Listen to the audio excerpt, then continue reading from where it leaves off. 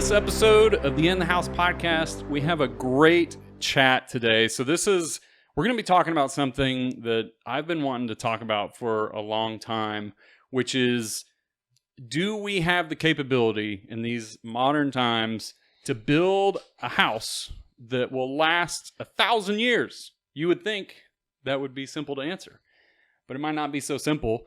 And today we have Erika Bonfanti with Acton Partners to help us. Let's go. To help us come up with the answer to this question.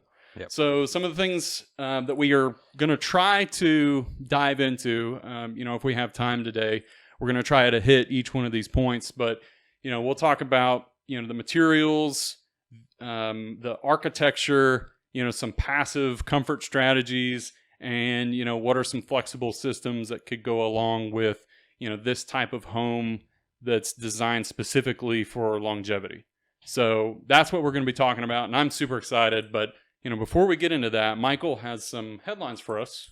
So what do we got today, Michael? What's going on in the news? Unfortunately, today's headlines is a bit of a downer. Wow. This is from about 2 weeks ago, but... Really had high hopes for you, Michael. And yeah, I know, with the Christmas joy and the spirit. Now look at us. We're all festive today. And it's a we got our hats on. We didn't want Erika to feel left out because she's in her nice Christmas sweater. It was very nice. So, we didn't want her to be left out, so we got our Christmas hats on. And you come up with this horrible article. A downer. Okay, what is it? Sorry. Today, famous architect Frank Gehry has died. And he was 96-year-old, passed away at his house in Santa Monica, California. And so you think about architects, he's probably one of the most famous of all time. Has won all of the big awards, Pritzker Prize, the gold medal, but 96 was a good long life. Had a long run. To be honest, I don't know who that is. You don't know who Frank Gehry is? I don't want to be disrespectful. You for sure have seen seen pictures of some of his work. Absolutely. I don't know if you've been to any of his. That's probably not. Trying to think of what true, you have. Have you ever been to Los Angeles?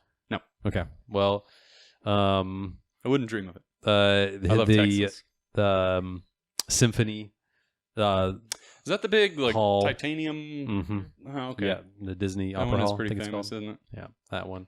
In terms of waterproofing, that is nightmare. Yeah, some wild details going on there. Speaking of, another one of his is the Guggenheim in Bilbao. Oh, I've heard of that one. Spain.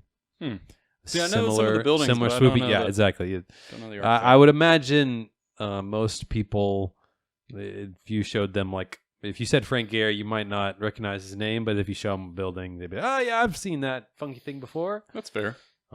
His house is similarly funky. That would make sense. I'll show you. Maybe we could post a picture.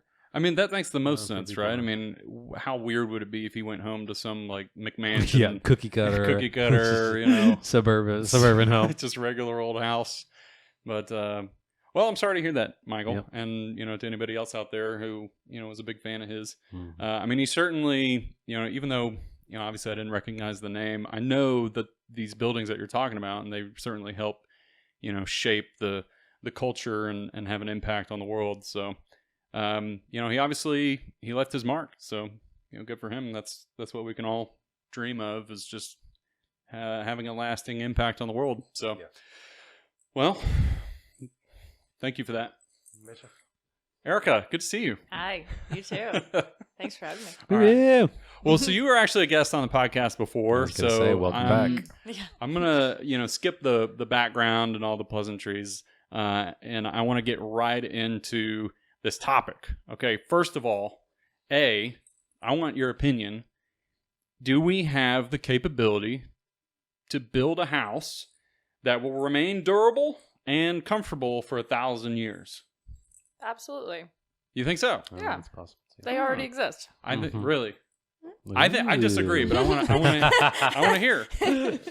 They already exist, so we're already building houses that last 1,000 years. There's already lots of buildings, Europe and elsewhere, that are 1,000+ years old, that are functional, standing, have somewhat adapted to modern technology. Yeah. Are they comfortable? Some remodel these things Depends in on who there. you ask.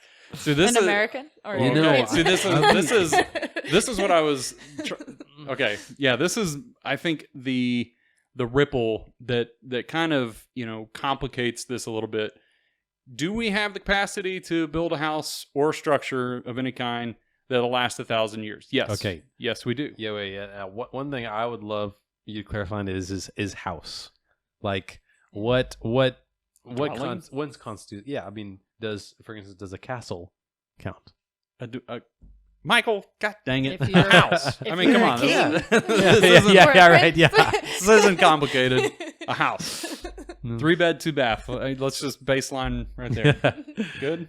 Yeah. Well, I mean that's Okay, the well, give me important your part. definition of a I mean house. that's the important part of the Well, give me your conversation definition. because you look at for example, some of these, you talk about buildings that have been functioning a long time. First thing you see is there's a lot of castles, Yeah. or palaces. You Yeah. know, in Europe, for example, these things have been around forever. Yes, but they have. is that kind of what we're discussing in our theoretical Well, land, okay. or is it something a little different? Well, okay, but what I was trying to get at before I was rudely interrupted Yeah, brother. was this idea of comfort. Mhm. Can we build something that'll last 1,000 years? Yes.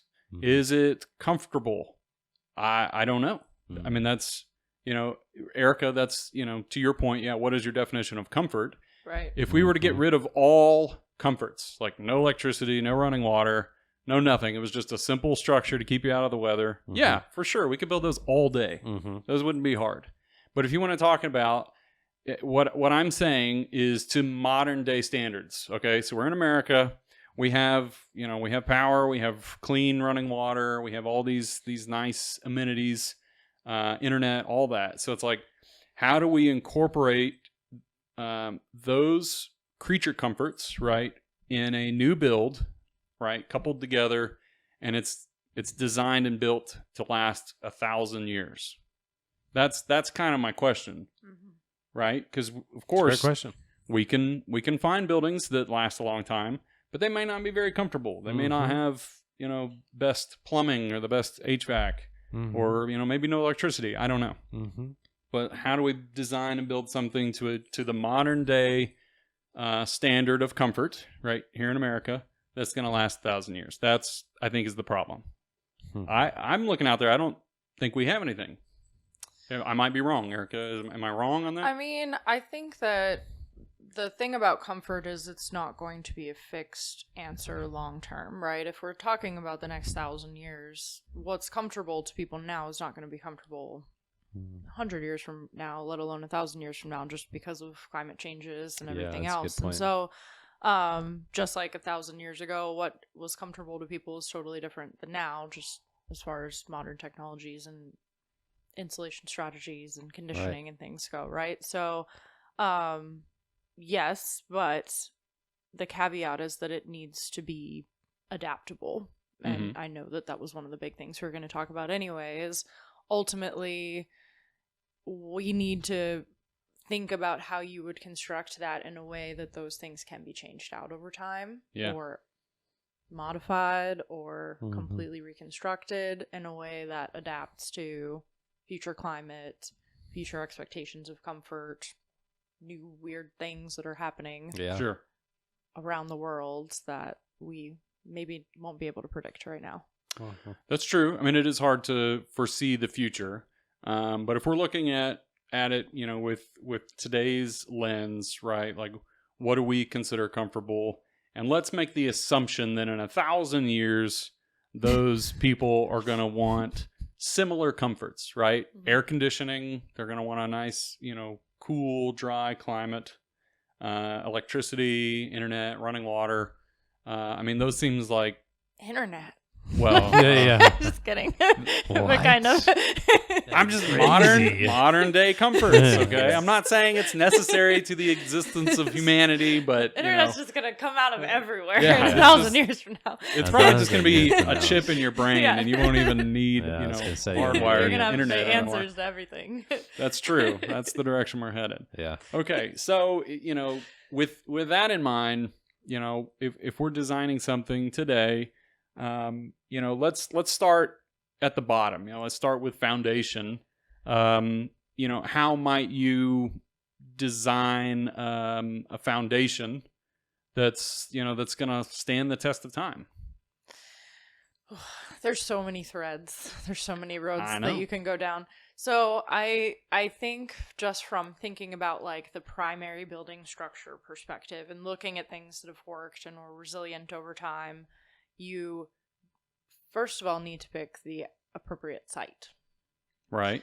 So we're not building in hurricane-prone regions necessarily. Ideally, The wildfires, desert, earthquake. Well, now we're getting really, really limited on but what areas. ultimately, like a stable foundation that's tied into rock that will not be able to handle, differential movement of soil and that kind of stuff. It needs to be decoupled from anything that might have an issue under the surface. Right. Almost like a boat, essentially. I mean, it's... essentially, it's like you have like a sub foundation underneath your foundation, and some kind of divorcing member in between that's going to allow the two to move independent of one another, and that you can. I know there are some really expensive commercial buildings or government buildings that have this type of technology where you can jack up or move the foundation as things start to settle, or maybe erosion occurs, or there's an earthquake, and it's it's got the dampening feature. So right. That's again. This is to back up for a sec. Keep in mind, I mean, we're assuming budget is not an issue, right? I know we're talking about all this stuff, and it's like, well, this is millions and millions of dollars. Yeah, this is true, but the assumption here is that if the budget was limitless and we could do whatever it took to build a home that could last 1,000 years.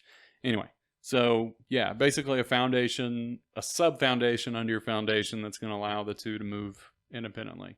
I think it would be ideal. Right? Yeah, or just something that's tied into earth that won't move, like a bedrock, piers, deep piers to rock or something like that, versus a shallow foundation of any sort. Although you bring up a good point in a sense, like, is the alternative that it's a totally movable structure that is completely decoupled from the earth altogether, and can be transported somewhere else and leave before the hurricane hits. I don't know. That is true. That's something. So that's why I'm saying there's a lot of threads. That's something I didn't even consider. I was thinking something that was built so permanently that it couldn't be moved. And you're saying, hey, let's make it where it is movable. But that brings in a lot of other things to question. I mean, it's got to be completely self-sustaining, where you have your own water source, or you have some kind of rain collection, water purification, and you can generate your own power. Right. Is concrete rated for does it have a shelf life?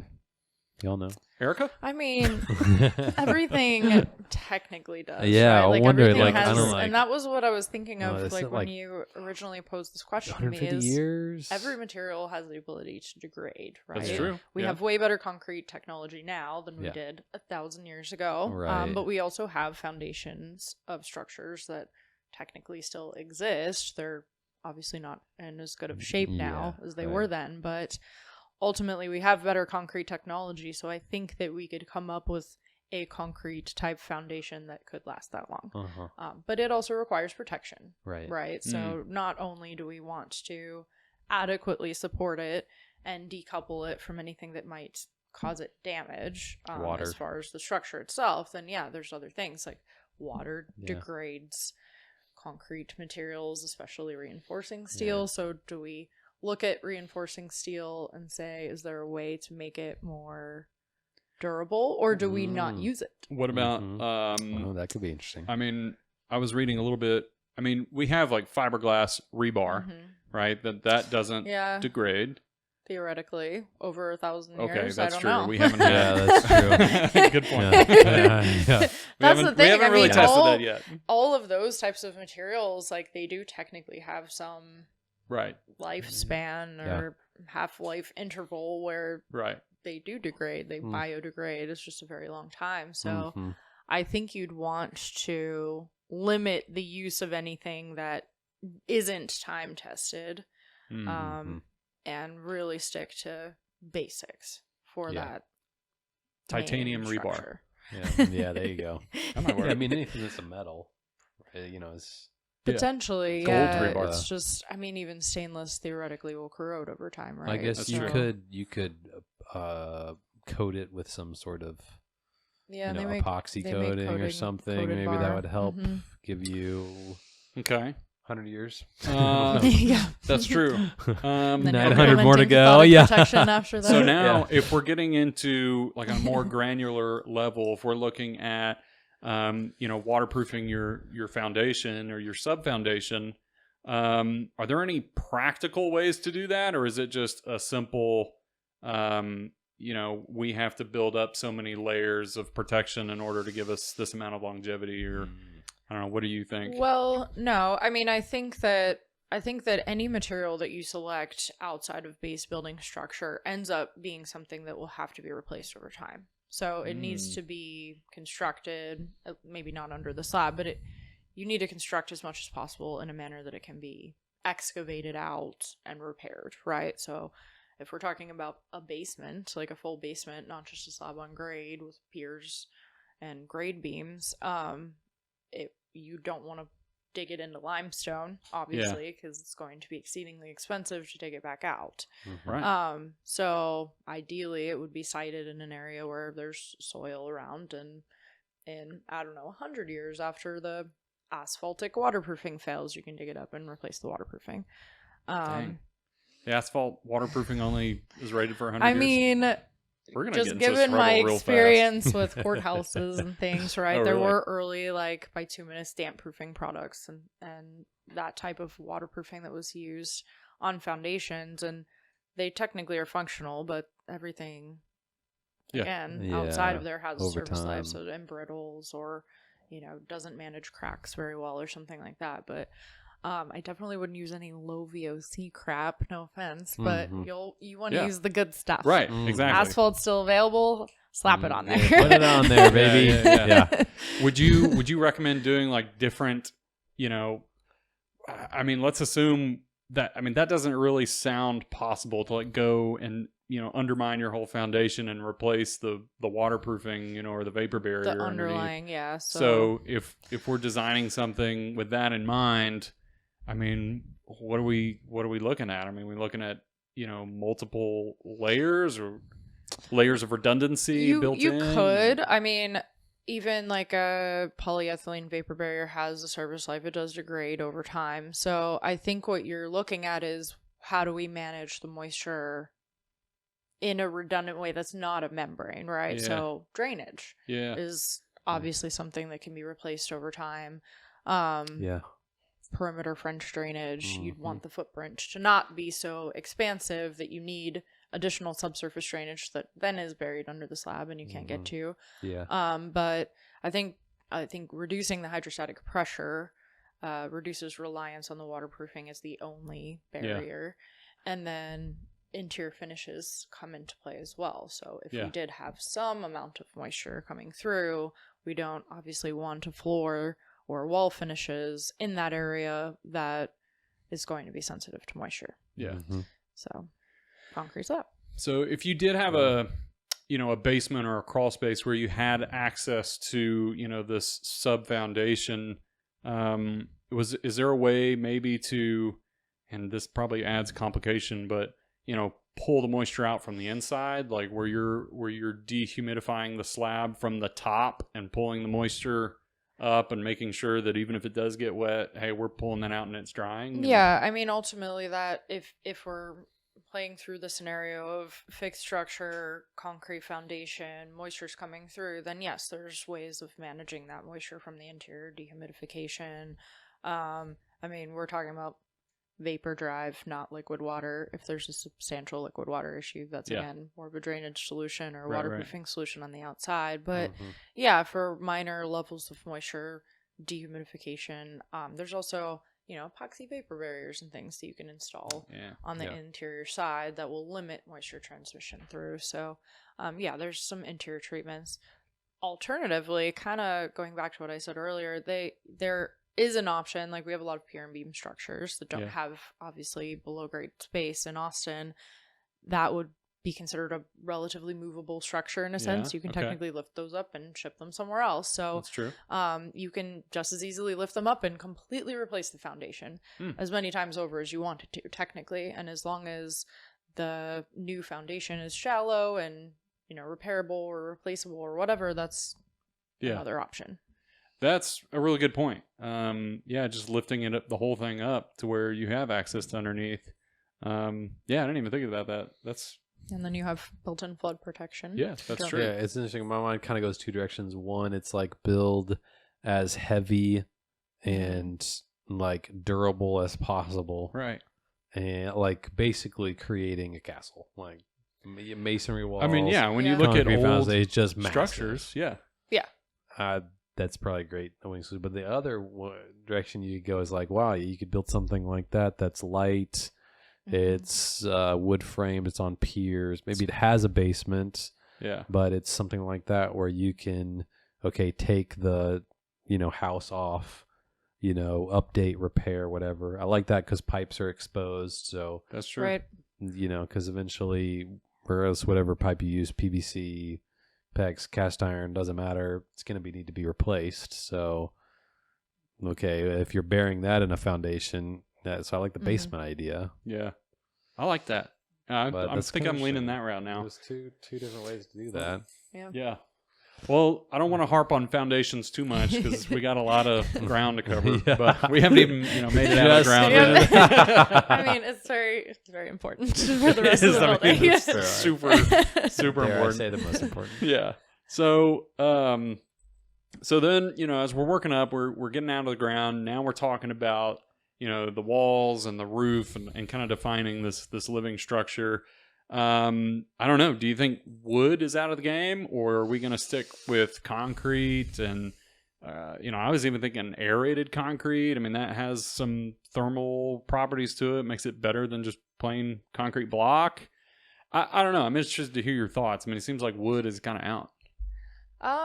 Again, I think it really comes down to protection from the elements. Yeah, and I think this diverges in the same way that the foundation it does in a sense, right? It's either fully replaceable and repairable where, you can tear out interior finishes on the inside and replace a stud or replace the framing or whatever, or you want the whole thing to just last, as Michael's saying, it's very solid and it's there forever.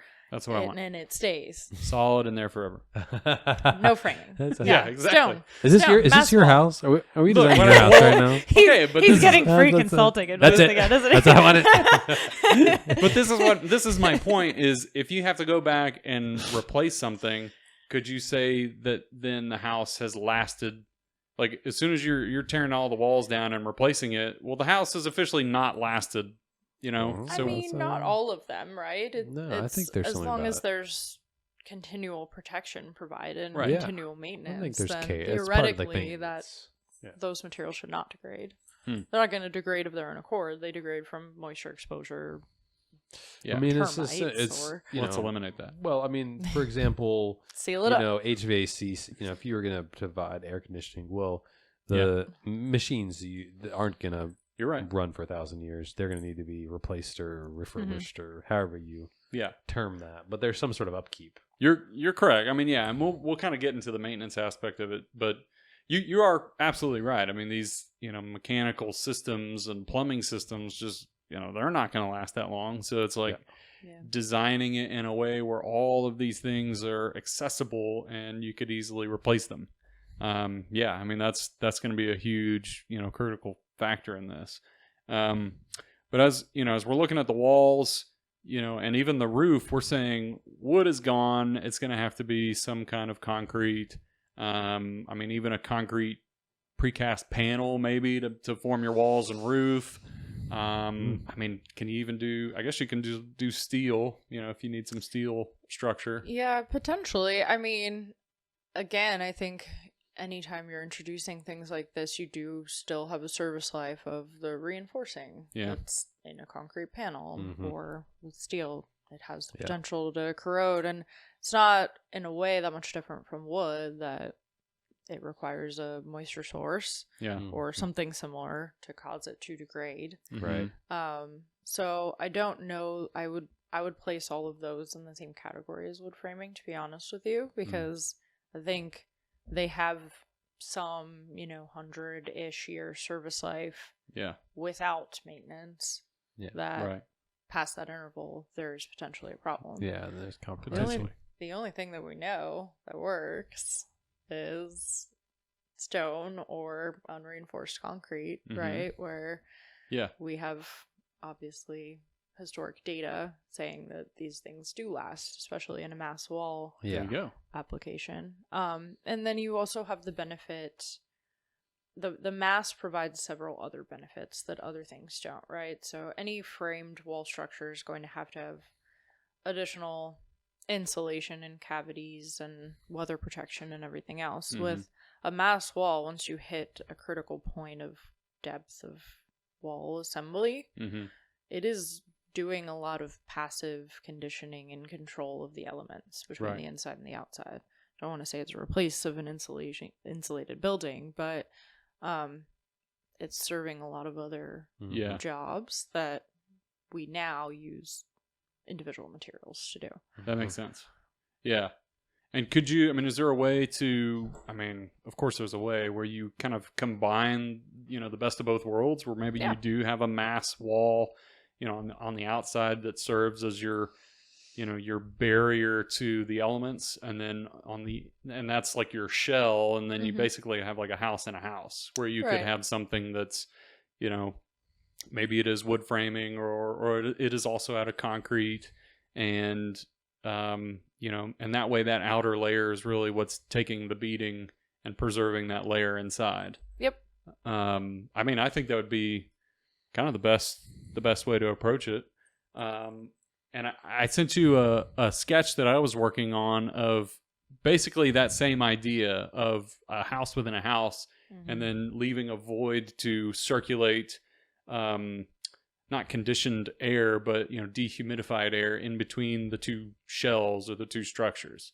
So that way, in the event that something were to happen to that outer protective layer, and water and moisture was able to make it past, well, your second line of defense really is that big air gap that just allows it to drain and dry, and so that under layer is never really challenged. Right. All right, so here's a curveball for that. That seems like a great strategy in a warm climate. Yes. In a cold climate, I don't think that would be as effective, because do mass walls not work in cold climates? Well, no, but I'm talking about the airspace. The airspace. Yeah, I think the caveat to that is I would still clad it on the outside as well, because there is a point where, architecturally speaking, people don't want to save a building anymore if it's just a pile of rocks. So I think that becomes sort of the continuation of our foundation structure, and then you make it look pretty on the outside with some cladding materials, which can be over insulation, which will work in every climate, because you're building perfect wall assembly with continuous exterior insulation. And then inboard of that, you can do whatever you want. Do your finishes wise.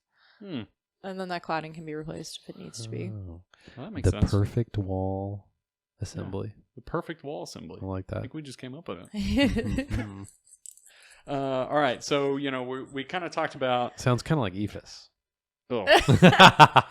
Don't Eves. No, I'm just kidding. Perfectly replaceable product. Oh my gosh. Perfectly imperfect. Okay, so we've kind of covered walls and roof, and I guess got some good ideas on how to make that last as long as possible. And so wait, I want to touch on roof a little bit more. Okay, let's touch on roof more. That's a different animal. That is a different animal. Okay. You have something that's masonry. We talked about structure. Some masonry or steel could both go the distance with the correct amount of maintenance, but what's keeping the sun out up there? What's the I still think more rocks. I slate maybe in a way. I think like it has to be either cement based or it's got to be stone. Something those are proven to last a very long time. I think if you're going to rely on some kind of metal, like copper, I mean, I know copper lasts a long time, but it eventually degrades and corrodes. So, I don't know if copper necessarily has the same shelf life as like a concrete or stone would, but I mean, this is just my thought is everything that, the sun and the weather touches needs to be concrete or stone. Now, how do you do that? I don't know, but that's just my thought. And that's why I say like maybe a concrete panel, a precast panel that could form your roof. Yeah, I mean, I think this is where your house within a house idea comes really into play, right? So I think that ultimately a roof is doing a lot of things, right? It's protecting the entire building from the elements. It's providing sun shading a lot of the time. It's reflecting, it's insulating, and it's draining water away, amongst a lot of other things, right? So ultimately, you could have an upper layer that's kind of doing the bulk of the lifting of deflecting elements. And then you can have a lower layer that's protected from UV and direct exposure to rain and everything else that is kind of doing your waterproofing. Right. And I mean that this exists. Like there's sort of overframed roof assemblies already. Even like if you go to West Texas, people park their RVs under a canopy. There's a reason for that. The RV has a roof, but the canopy is deflecting so much of that sun and rain and everything and providing wind protection. So I think that strategy works well here. And then that upper layer becomes the thing that is replaceable. Yeah. And then the lower layer, the structure stays intact. And, you'll probably have to re-waterproof it over time. So it'll need to be an accessible enough space. But if you have sort of a double layered assembly there, I think that would be very beneficial. Do you think, and last as long as anything else. Theoretically speaking, I mean, if you had whatever the top of the line, roofing membrane or waterproofing membrane we have today, if you were to take a product like that and put it in an environment where it's not exposed to UV and it's really never challenged by water or moisture, I mean, is there anything that would say this thing couldn't last forever? I mean, the only thing that causes it to break down are those UV and water. Composition, I think, is really the limiting factor. And I'm not a chemist, unfortunately, but I wish I could have a more technical answer for you. I mean, everything has like a degradation interval as far as like if it's, manufactured of a mix of chemicals, right? So things are going to still embrittle, even if it's a, high temp asphalt based membrane, let's say. It's still going to embrittle over time, even if it's not directly exposed to anything. Right. Just because of the nature of the material itself. I don't know that we have any materials as far as like true waterproofing products that are that time. I mean, we don't. Yeah. I think that time tested. The challenging piece of that in my mind is, if I think about the layers of something like waterproofing, the piece that's not static is like a lot of things I'm thinking about are peel and stick products. Well, the stick application, that is something that's not static, and I think my guess would be, again, also not a chemist, but that the stick would be what would fail first, and then the whatever, and then it would and then there'd be a delamination. Which is, I mean, I would say if we're looking at roofs on historic buildings that have lasted the longest, on the low slope side, we have the built up asphalt roofs, right? The flood coat roofs, it's gravel surface. Yeah. Those, I mean, they're not without leaks over 100-year period, but they theoretically could last 100 years. There's some that are out there that are functional, that are over 60. Yeah. And part of the reason for that is because asphalt does heat up and move, right? It's flowable over time. And but that also helps it stay adhered because it does react to the environment and it keeps it, it allows it to seal little voids, but it also keeps it stuck down to a substrate. So as far as a low slope, right? Yeah. So like a hot fluid applied waterproofing system is still asphalt based. I think something like that on a low slope roof is still your best bet. It still has the most makes sense. I like durability. And then on the steep roof side, I mean, there's concrete tile, clay tile roofs that are over 100 years old, definitely in Europe and other places. So I think from there, that's deflecting 90% of everything that we're worried about. Yeah, but there's always a point at which, there's a failure of the underlayment or something underneath it, and that's what ends up dictating the lifespan of the entirety of the assembly. It's not actually the material, the roof finish material necessarily, it's the thing that's underneath it. That makes sense. Yeah, but keeping it simple, like not a lot of penetrations, not a lot of weird roof lines. Not, no offense to Frank Gehry, but not exactly building a 1,000-year house. We want simplicity, drainability, nothing getting in the way of that. Because those interfaces are ultimately what ends up leaking and failing first. Yeah. So I think if you keep it as simple as possible, allow it to slope it enough that it drains effectively, continually. So in my mind, that's a kind of sloped roof assembly over potentially a lower sloped roof assembly as like a double layer. I like it.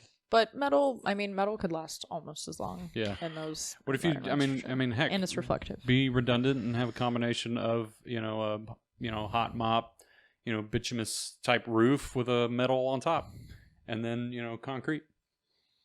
Ooh, now we're talking. Gosh, I'm excited to visit the Armstrong residence. Like I'm really seeing it. I really can really see it coming to life here. Okay. Building a bunker. Let's take it easy. All right. So what I'm going to do, I'm going to skip like mechanical systems because really. Good, because I don't know that much about them. Yeah, I'm not. We'll have to get a mechanical expert to talk about that. I'm not an AC expert, but we also have set this precedent that, it's going to have to be replaced anyway. So it's like no matter what system you use, but basically the bottom line is it's just got to be accessible and it's got to be easily replaceable. Now, as far as the duct work, I mean, it seems like if you want it to last, sheet metal insulated duct is the way to go. That's probably going to be your best bet. But hey, as far as the AC system, just make it adaptable and easily replaceable. So.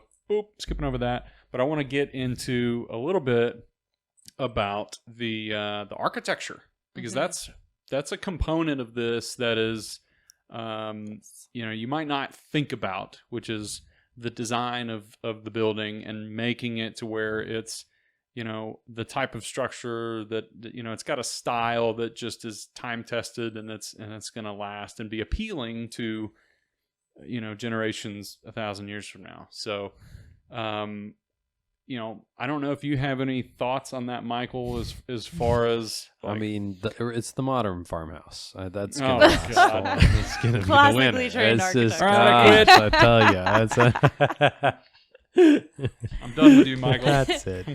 He's fired. Yeah, you're done. That's it. But we're talking about simplicity, right? And keeping things, easily maintainable, simple in form, and, but that it doesn't seem to really coincide or, go along with this like classical architecture. Because classical architecture, although it is, appealing to a wide variety of people, it's not usually simple in form. It's very ornate and ornamental, and there's a lot of detail in it and craftsmanship. So it's like, how do you really merge the two of, keeping the form simple yet a style that's going to appeal to a wide variety of people? Well, I'm gonna answer the question. I'm gonna go on the same note of what you were saying about replaceability, and a lot of things when you're looking at something that's classical, meaning it's been around a long time in the past. It'll probably be around a long time in the future. A lot of those are like very distinct elements. So, a column, for example, you have the base. very distinctly different than the column itself, than the capital. And each of those pieces, can be edited or modified individually of the others. So Right. I would imagine however you would go about the aesthetics, okay, your openings, how you're framing those, looking at those would be something that you could, take apart and replace, kind of like trim on a house. If you think about that, it'd be a similar idea. Okay, I can take this off, repaint it or replace it, whatever, and put it back on without having to take the whole wall apart. That makes sense. So you can go from Greek revival to brutalism, depending on the Boom! Boom! Quick change. Oh, I'm modern. I'm brutalist. It's kind of like haircuts. I don't like haircuts.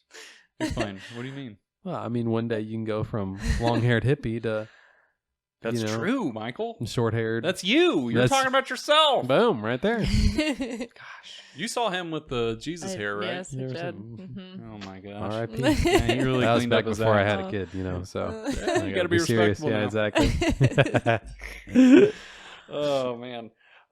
Okay, so I guess real quick, to kind of wrap up is this idea of maintenance, right? So you were just sort of talking about that with, how, you could design the house to be easily, you could pull parts and pieces off and replace easily, assuming those pieces are still available in 1,000 years. You never know. We'll probably just be 3D printing houses in 1,000 years. Don't get me started on 3D printing. You know. I do. But, so, I mean, maintenance. Yeah. I mean, the plumbing valves, all of those things are going to wear out. All these little rubber O-rings that are inside are just going to degrade and break down, and you got to replace it. So make sure all your valves are accessible. And so now, it either has to be, in a maintenance room somewhere where it's uncovered and you can easily get to it, or have an access panel that you could get to it as well. Your mechanical system, we already talked about, it's got to be replaceable. I mean, I don't even know what the lifespan is on an AC system. 50 years maybe max for one. No. You don't even think so? Yeah, unit 25 years? Unit versus circulation components are going to be a different story for sure. That's fair. Yeah. I was thinking unit. Yeah. Well, so my house, where I live, just hit 50 years this year. Oh yeah. Or was it last year? Recently. And so I'm seeing a lot of those things. I mean, AC, it's already on its second life, but all the plumbing pieces are what's, I've had to replace all the valves. Yeah. But the piping itself, I haven't replaced. Was it copper? It's copper. Yeah. But a mix of copper and PVC. But so I'm curious to see what the run is on that. Gosh, I mean, copper lasts a long time, but when you start pumping water through it, has a tendency to break down, or maybe it's it's corroding, or the inside of the pipe is gathering some sediment. I don't know. I mean, there's PEX, which is basically a PVC. So I don't know. Again, I don't know what the lifespan on PVC is. Yeah. But I mean, you would imagine theoretically, if it's not exposed to the weather, I mean, what's to say it's it's not going to last for hundreds of years? Again, it's making sure that these movable pieces and components are easily accessible and replaceable, because those are the ones that are going to break down. But it's like, is a chunk of PVC, is that really in danger of degrading and breaking down? So I'm liking what you were talking about okay, you've got like a structure of the building as some sort of mass thing, and then you have a exterior, something decorative that's a skin, and then you got airspace. But on the inside, where you think, like, you're talking about these systems being accessible, so they're probably not living within that mass wall. They're probably living inside of that. So inside that second shell. There's almost like an additional, interior skin that's hiding the systems in a way or maybe they're just exposed and you're living in industrial. Maybe Yeah, maybe why this not? is industrial Goes vibe. back to you the know, this is- architecture.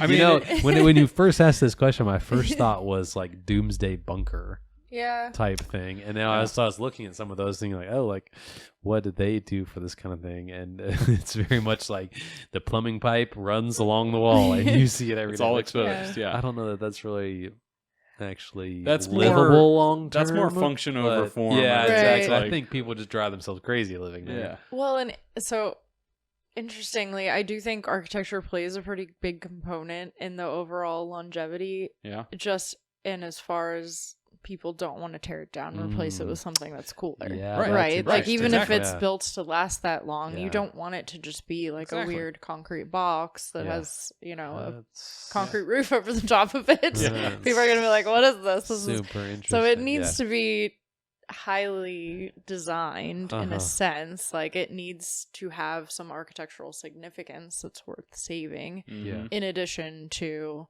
Mm. the Yeah. finishes That's and an interesting maintenance and point. everything Yeah. else. So yeah, I don't think you go crazy with the details, but it But would it need to needs to have carry some weight to it. right Yeah. on the inside and the outside. yeah. That's true. For sure. And another thing that I just thought of was windows. That's Mhm. also a huge component. From an energy standpoint, putting, punching holes in your building to allow, sunlight to come in. When in the colder months, you want to kind of gather some of the heat, and then in the warmer months, you want to keep the heat out as much as possible. So, but we all know windows are a huge, or can be a huge problem. Like if they're not done right, that's a potential problem, for water to get in. And so again, designing it in a way where those things are replaceable, easily replaceable. And I don't know, what are the best windows out there? I mean, it seems like a sight glazed, insulated glass unit is probably going to be your best bet. That's just my opinion. Yeah. So I was just at the ASHRAE Buildings Conference, and they Oh, nice. have a lot of presentations on new technology that's being developed and studied, and they were basically looking. One of the presentations was talking about how to make triple glazed units more marketable, especially in the United States, Right. because they are substantially more thermally efficient Right. than like a typical double glazed IGU. So right now, that's one of the best, most well-performing systems, or even just a double unit, right? Where you have one window unit and you have yeah. a storm panel or something Yeah. else Yeah. that's separate, that has substantial thermal benefits, it has substantial sound transmission benefits. So something like that, yeah, eventually there will be better technology and it'll have to be pulled out and replaced. But in the meantime, that system, I would pick something that is time tested, but as well performing as possible that we have now. Yeah. So that it'll last as long as it Yeah. can. And to that end, I think glazed area comes into play as well. So I don't know if y'all heard about the local BEC symposium that happened, but Christy Williamson gave a really interesting presentation about how a lot of our buildings are overglazed, and that's responsible for a lot of the excess energy usage in new construction. Okay. Not as much on the residential side as the commercial side, but it comes into play for both.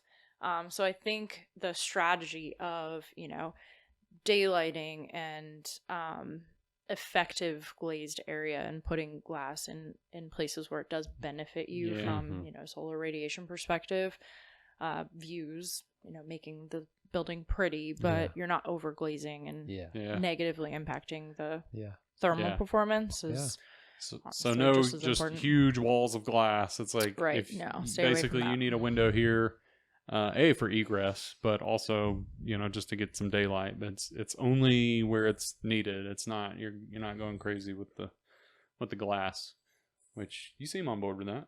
Oh yeah, I'm fully on board with that. Yeah. Would you ever do a double? You were talking about having a double shell. Would you do double windows? Yeah, absolutely. Yeah. So it's like that outer, or maybe even the outer window is just a piece of acrylic that could take the beating. I mean, it seems, I don't know how long acrylic lasts, but you have like an outer protective window that takes the beating of the weather Yeah. in front of your actual glass window. That could work. Right. I mean, there's similar to the roof discussion. There's a lot of buildings in Europe and other places that are kind of double skin facades, right? Yeah. Where you have that interior facade that doesn't really take on any of the weathering, and you have an exterior skin that kind of does all of that work for you. So yeah, it's definitely possible. Well, awesome. Michael, you got anything else? Or I think this has been a great discussion. It's interesting how this affects day to day. Maybe we're not working on buildings that are for 1,000 years, but for 100 years. it's an And interesting it thought. Does, it does kind of push some areas where I wouldn't have necessarily thought of. Right. It's taking, the I guess the struggles that you deal with every day on any kind of residential or commercial design and pushing the limits on like what's possible. And so I thought that's kind of why I asked the question. It's like a thought exercise, and like, well, how do you push the limits of waterproofing or longevity with modern day materials that you can find, That's a great question. Yeah. Good job. Yeah, and I mean that ties. I'm excited to see the Armstrong house. Where this is going to see be. it. I can't wait to go see it. It ties directly into sustainability too, for sure. Yeah, you know? exactly. Yeah.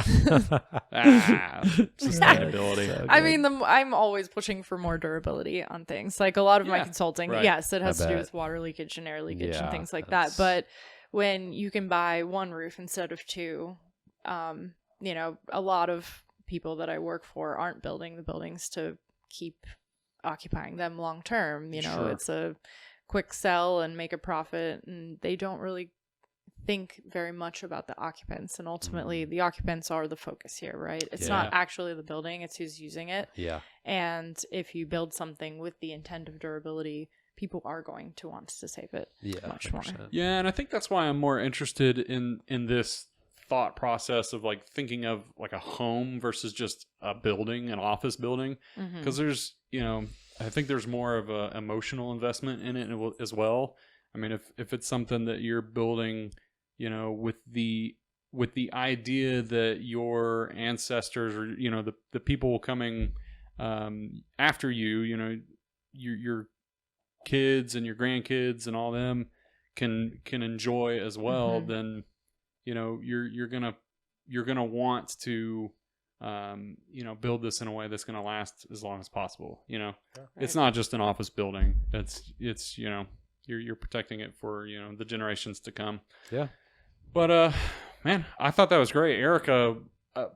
I really appreciate you coming on, and Of course. Love having you. I know you're on your way to a Christmas party, I am. so that's why you're dressed so festively. So, no, it sounds like y'all are gonna have a great time. Thank you for doing this whole exercise with us and coming on for a second time. By the way, Yeah. that's Round two. That's yeah, fun. that's I don't Less think tequila this time. Well, I have no doubt there'll be a third round as well. Oh yeah, for sure. I'm We'll have down. to happen again. Thank you. Thank you.